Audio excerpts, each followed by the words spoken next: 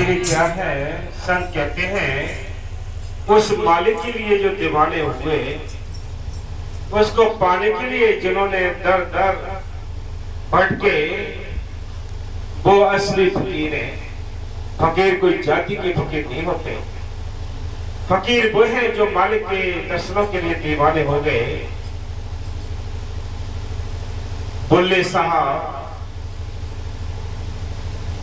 को जब भक्ति करने का शौक चढ़ा, कितने ऊंचे खानदान के थे, कैसे कैसे उसने संघर्ष किया। एक बार उनके जो मुर्शिद थे वो उनसे नाराज हो गए और अपनी दरगाह से उनको निकाल दिया। मुर्शिद की बेचैनी, जुदाई सहन नहीं हो रही थी।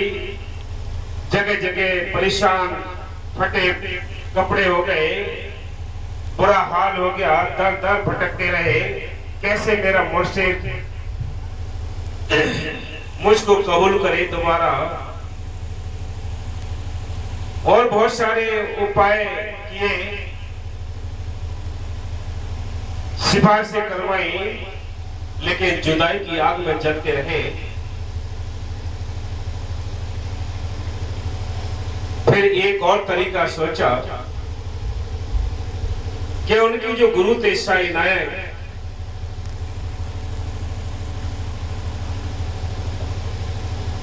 वो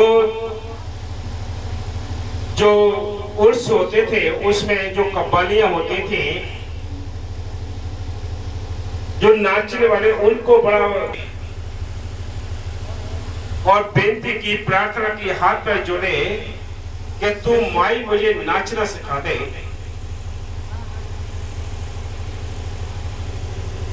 पहले तो उसने बहुत मना किया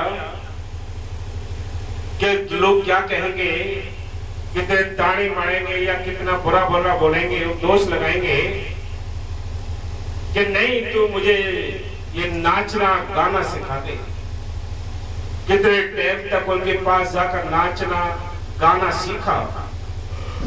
जब पूरी अच्छी तरह नाचना गाना सीख गए, घुंघरुओं की ताल सीख गए, तब एक दिन शहर में बहुत बड़ा उर्स का यानी मेला लगा हुआ था।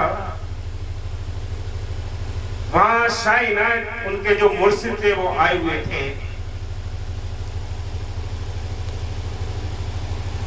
उन्होंने कंजरी का रूप धरा हुआ था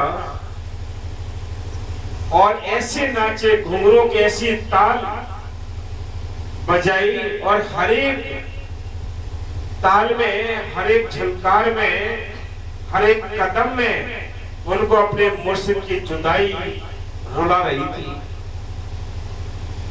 वो ये सोच रहे थे कब मेरा मुर्शिद मुझसे मने, कबूल कर ले मुझे। जब पूरा जोश और मस्ती फैलाई तो शाह इनायत समझ गए कि अरे ये कौन भाई, तो बुल्ला है भाई तू। कहा जी, फिर तो दोनों गले मिल गए। फिर कहा कि देखो ये होती है आज की, हम तो जरा भी बात में अभाव अंदर ले आते, अंदर कुछ सोचते, अंदर बाहर। जिन्होंने फकीरी ली है, देख लो, इतने शाही खानदान के होते हुए भी, और फकीरी ली, दर दर बढ़ के लोगों ने बड़ी बुराइयां की, बड़े निंदा की। इतने बड़े खानदान के होते हुए तब ये चीज हासिल हुई। फकीरी कोई अलग चीज है, संत मत के उसको मालिक को पाने के लिए कोई अलग चीज है, वो आसान नहीं। जिन पर मेहर होती है उनको आसान भी बहुत होती है।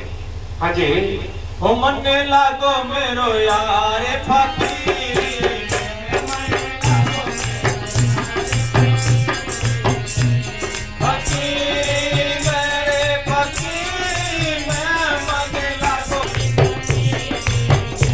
देखो जिन्होंने अमल किया है और गुरुओं की कदर की है।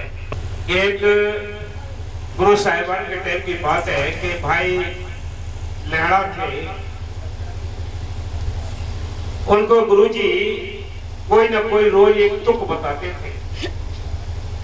वो उसी अनपढ़ थे बेचारे, घोड़ों के लीड वगैरह बटोरना, ये काम, पानी पिलाना, चारा खिलाना, ये काम करते थे। रोज एक तुक बताते थे, वो पूरे दिन उसी को रटते रहते। एक दिन महाराज जी युद्ध के लिए निकल रहे थे, बड़ी जल्दबाजी थी, फौज साथ थी, फटाफट भागने की कोशिश कर रहे थे।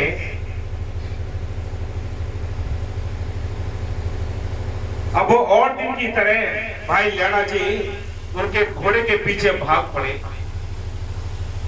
कि बाबा जी कोई तुक बता दो, बाबा जी कोई तुक बता दो। क्यों कोई एक एक अक्षर रोज बताते थे, वो बिल्कुल भोले वाले थे। तो उन्होंने कह दिया, गुस्से में कहा कि भाई लैला, वक्त पछाड़े ना बेला, क्या ये टाइम है इसको ये पूछने का? वो तो इस भाव से कह रहे थे कि भाई मैं कहाँ जा रहा हूँ और जल्दबाजी ये तुम के पीछे पड़ा है कि ये मेरे को बता दो कि भाई लैला, वक्त पछाड़े ना बेला, कि इसको समय की भी नहीं पता है। वो ऐसे कहते हुए चले गए। वो पूरे दिन उसी को रटते रहे कि भाई बेला, वक्त पछाड़े ना बेला। उसी को रटते रटते शाम हो गई। महाराज जी जब आए, कहे भाई लैला कहाँ है? कि जी आज क्या तुक दे के गए थे उसको? कि हमने तो आज कोई तुक दी नहीं है उसको। कि वो तो यही कह रहा है, भाई बेला, वक्त पछाड़े ना बेला। कि देखो असली चीज इसने ही हासिल की है, बाकी अकल चतुराई वाले तो जब कितने पीछे रह जाते हैं। ये चीज अकल चतुराई वालों के हाथ नहीं आती, ये शाने समझदारों के हाथ नहीं आती। ये तो भोले भाव मिले रघुराई, जो भोले होते हैं उनके हाथ आती है। हम होठों से ना निकाले और अंदर अभाव रखे, अंदर गुस्सा आ गई तो याद रखो, या तो घूर जो होते हैं, कूड़ादान होता है, उसमें एक लुक जलती है तब भी आ गया, और उसमें धुआं उठ रहा है तब भी आ गया। अगर तुम अंदर रखकर उलट पुलट कर रहे हो तो मालिक देखता है, बख्शेगा नहीं। और बाहर कुफर बोल रहे हो मुंह से निकाल के, तब भी नहीं बख्शेगा, तब भी वो जानता है। हाँ जी।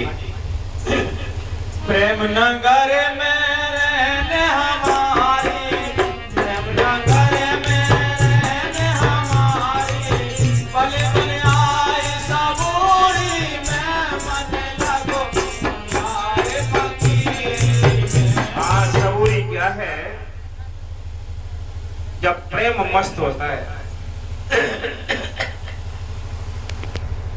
और आखिरी मंजिल तक चढ़ा हुआ होता है प्रेम,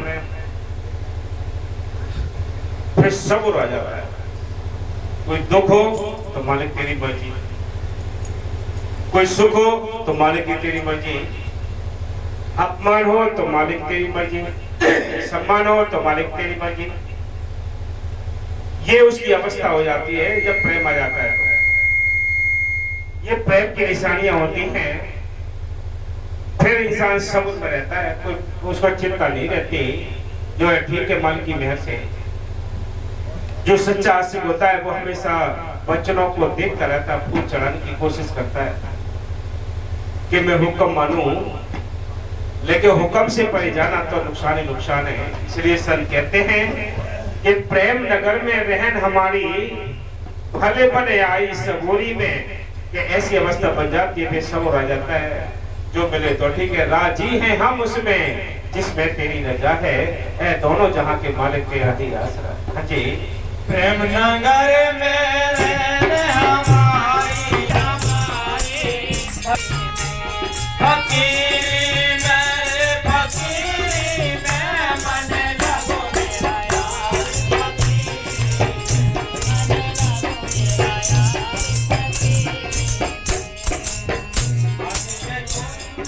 बगल में सोटा हमारे फकीरी में मन फकीरी मेरे फकीरी में मन लगो खाई